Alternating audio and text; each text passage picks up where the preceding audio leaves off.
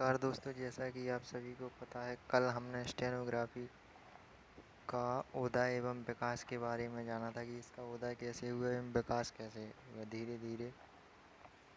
इसमें उसी के तारतम्य में आज हम आगे देखते हैं इसमें क्या है। इसमें कल देख रहे थे हम कि कुछ अनेक प्रणालियां हैं जो कि अनेक लेखकों द्वारा लिखी गई हैं, जिसमें निष्कामेश्वर मिश्र द्वारा निष्काम प्रणाली है, SP सिंह द्वारा संघ प्रणाली है, और ये है प्रकाशक पिटमैन शॉर्ट। ये स्कूल है जिसमें पिटमैन प्रणाली जिसके द्वारा लिखी गई है, ऋषि लाल अग्रवाल द्वारा ऋषि प्रणाली लिखी गई है, गोपाल दत्त मिश्र द्वारा विशिष्ट प्रणाली लिखी गई है। और ये राजभाषा विभाग, ये भारत सरकार का मंत्रालय है जिसके द्वारा मानकास्त्र, जिसे मानक प्रणाली कहा जाता है, वो निकाली गई है। उपयुक्त महाशयों के अलावा अन्य प्रणाली भी हैं, किंतु इनके लेखकों ने उपरोक्त प्रणालियों में से किसी एक के अनुसार ये अध्ययन किया है और अपने अपने व्यक्तिगत अनुभवों के आधार पर उनमें उपरोक्त परिवर्तन कर नवीन प्रणालियों की रचना कर डाली, जिनका प्रचलन भिन्न भिन्न स्थानों में हो रहा है। शीघ्र लेखन क्या है, अब ये देखेंगे अपन। किसी सभा या कार्यालय में वक्ता को बिना बाधा पहुंचाए सांकेतिक लिपि में लिखी जाने वाली लिपि संकेत लिपि या शीघ्र लेखन कहलाती है। देवनागरी लिपि से शीघ्र लेखन नहीं किया जा सकता है, किंतु उपर्युक्त परिभाषा में प्रश्नोत्तर से स्पष्ट होता है कि ऐसा हो सकता है। नागरी लिपि की अधिकतम गति 50 या 60 शब्द प्रति मिनट है और शीघ्र लेखन की प्रारंभिक गति 60 शब्द प्रति मिनट और अधिकतम 250 शब्द प्रति मिनट से भी अधिक है। ऐसा क्यों, मतलब ऐसा क्यों हो सकता है?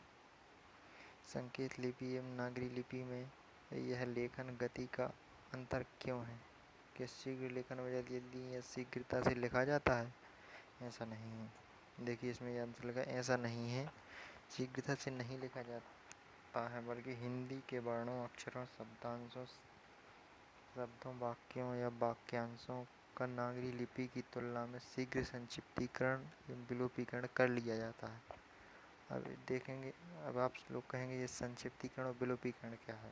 पहले आप इसकी परिभाषा देख लीजिए, इसको अपन जब वर्णमाला देखेंगे उसके बाद इसकी जो भी आउटलाइन बनेगी वो आपको बता देंगे।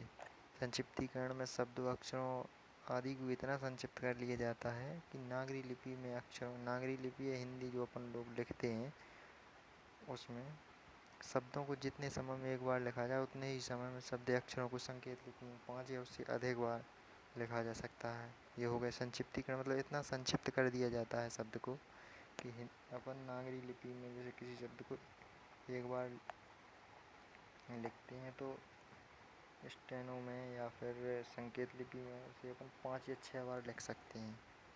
विलोपीकरण, गति विलोपीकरण में गति वृद्धि में विलोपीकरण का मुख्य स्थान है। स्पीड यदि आपकी स्टेनो में नहीं आ रही है तो उसके लिए विलोपीकरण का बहुत महत्वपूर्ण स्थान है। इसकी स्थिति शीघ्र लेखन में उसी प्रकार है जिस प्रकार से शेर या बिल्ली के नाखून शिकार के वक्त आवश्यकता पड़ने पर बाहर निकल जाते हैं एवं साधारण रूप में वे पंजे के अंदर धंसे रहते हैं। इसी प्रकार भाषात्मक सामान्य ज्ञान एवं व्याकरण आदि के आधार पर यह विलोपीकरण संकेत लिपि में किया जाता है, किंतु ये पुनः नागरी लिपि में लिप्यंतरण किया जाता है जिसे ट्रांसलेशन कहते हैं।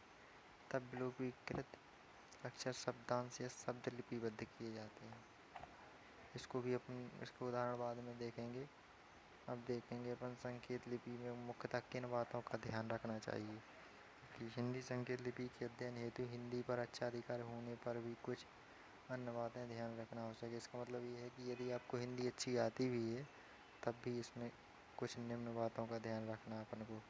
इस विषय का कार्य स्वभाव कुछ ऐसा है कि एक कुशल शीघ्र लेखक के लिए कुछ गुण स्वभाव विशेष होते हैं। इनमें 3 बातें विशेष रूप से होनी चाहिए: नियमितता, धैर्यता, रुचिता। अब देखिए नियमितता कैसी। सफल जीवन का यह प्रथम लक्षण है कि नियमित कार्य करना, और इस विषय का एवं शीघ्र लेखन का गुण यही है कि प्रत्येक कार्य को नियमित ढंग से करें। ऐसा नहीं कि आज किया और फिर एक हफ्ता बाद फिर इसको करने बैठ गए, नहीं, इसको इसको लिखना है तो इसको कंटिन्यू करना पड़ेगा आपको। वर्तमान में इसका सीधा संबंध नियमित अध्ययन से है। देखिए इसमें लिखा है, इस विषय का स्वभाव ही कुछ ऐसा है कि एक दिन एक माह के अध्ययन से या इकट्ठे अध्ययन से नहीं। मतलब इसका यह है कि आपने एक दिन पढ़ लिया या ये एक माह के अध्ययन को एक दिन में पढ़ लिया, तो ये ऐसा नहीं इसमें हो सकता। इससे आप ना तो आपकी स्पीड आ पाएगी और ना ही आप इसको इस तरीके से सीख सकते हैं इसमें, बल्कि नियमित रूप से प्रतिदिन 3-4 घंटे के अध्ययन से इसका ज्ञान प्राप्त किया जा सकता है। नियमित अध्ययन में प्रतिदिन का गृह कार्य नियमित रूप से उसी दिन समाप्त करना आवश्यक है। अब इसमें धैर्यता, इसमें देखिए, धीरज धर्म मित्र अरुणारी आपातकाल परखिए चारी। उपरोक्त चौपाई में पंक्ति में धीरज एवं धैर्य का संबंध हमारी संकेत लिपि से, क्योंकि इस लिपि में हमें कई स्थानों पर संकटकालीन स्थिति में से गुजरना पड़ता है। यह संकेत 3 स्थानों में आता है, जिनमें प्रारंभिक स्थिति, पाठ्यक्रम समाप्ति पर उपलब्धि में शीघ्र लेखन आ जाने पर, जब सफलता बिल्कुल पास रहती है। इसके साथ ही यदि नियमितता नहीं रहती है तो जटिलताएं और बढ़ जाती हैं। इस विषय में बहुत अध्ययन करना पड़ता है।